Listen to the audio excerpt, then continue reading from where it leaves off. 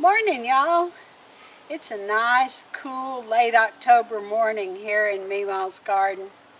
We've had a little front come through, and I thought this might be a very good time to talk to you about rooting roses. I'm going to show you my setup. Everybody has their own method of rooting roses. Back in the early days, folks would come across the country in a covered wagon, and they would stick their rose cuttings in a potato. And by the time they got to their destination, the rose was rooted and ready to plant in the ground. But it's hard to find potatoes nowadays that haven't been treated with a chemical to increase their shelf life. So if you want to try that, make sure it's a potato that has not been treated. Okay, I'm going to show you my setup here.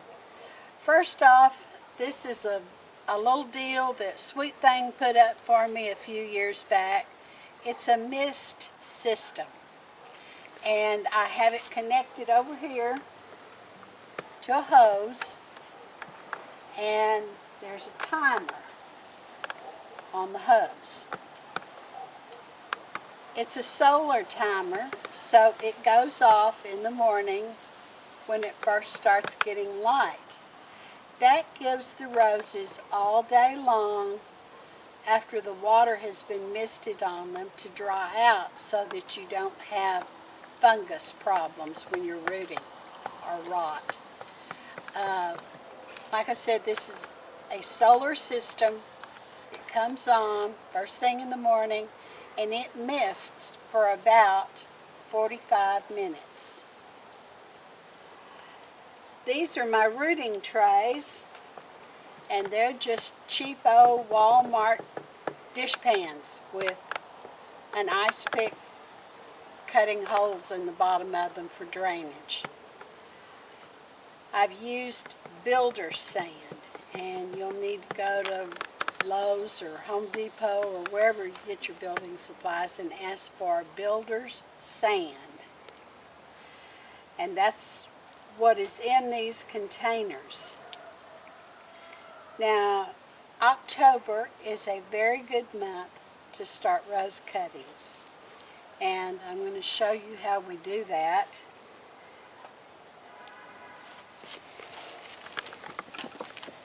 I've got a rose right here that I want to root. This is one of my own roses that I created. This is a hybrid China, and it's called Champagne Bubbles. It's very unusual because there are not very many yellow China roses, and China roses grow very well in the heat of Texas. And you can see here's a little rosebud from that rose.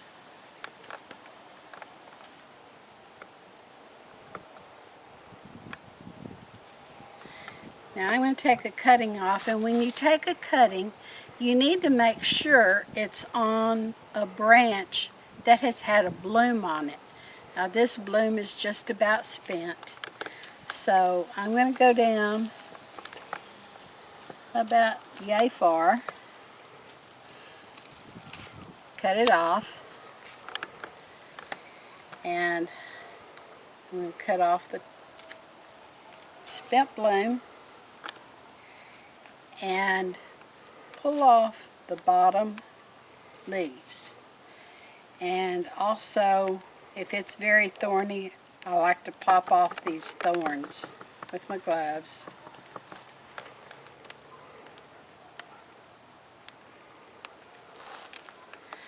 Now, as you can see, this is close to a pencil-sized cutting. That's about what you want to put in.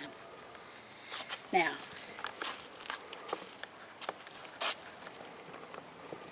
I'm going to get some water on it.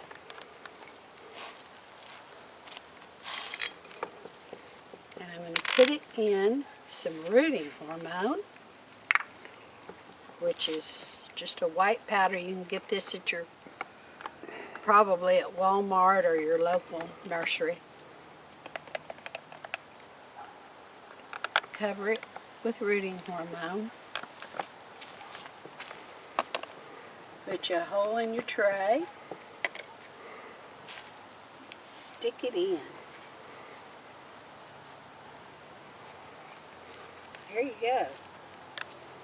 There's a cutting. Now that will root through the winter, and in spring they'll be ready to pot up. Now this spring, I also put in some other cuttings just to see how well they would do through the heat. And we're going to find out how well they did. First I want to talk about the one we're going to dig out today, which is 3rd Street Orange. Now there's a little group in Texas called the Texas Rose Rustlers. This one was found on 3rd Street in Taylor, Texas. And it was collected by a couple of friends of mine, Ray Ponton and the late Robert Steva.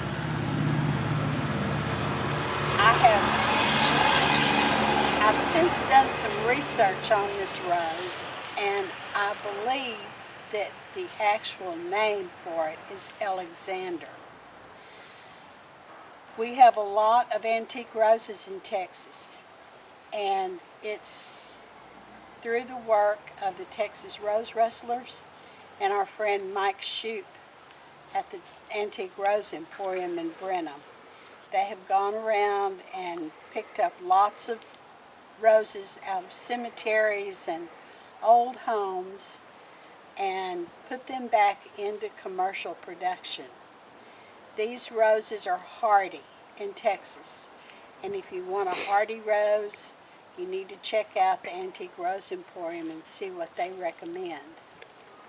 Now, we're going to see how well this one rooted over the summer.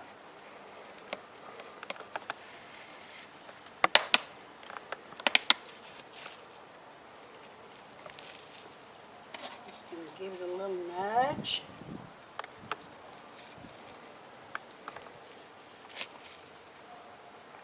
And break the sand off of it. And there you go. That rose is ready to pot up. It's got a good root system on it. We're going to pot it up. We're going to leave it in a pot here where it will get misted every day for a little while so it doesn't stress. And by next spring, this one's going to be ready to plant somewhere out of a gallon pot. So try your luck at doing some rose cuttings, folks, and have some to pass around. Now, one last little thing I want to tell you about is the difference between own root and grafted roots. Most of your hybrid teas that you buy from the big box stores are going to be grafted roses. They have a piece grafted onto the side of a root. This was done originally to speed along the process of getting rose bushes out into the commerce.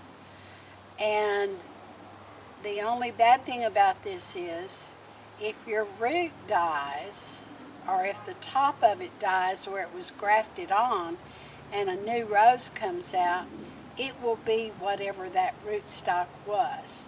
So if you have a nice white rose that you planted and all of a sudden it's red, it's because that is a grafted rose, and it's most likely a Dr. Huey rootstock, which is red.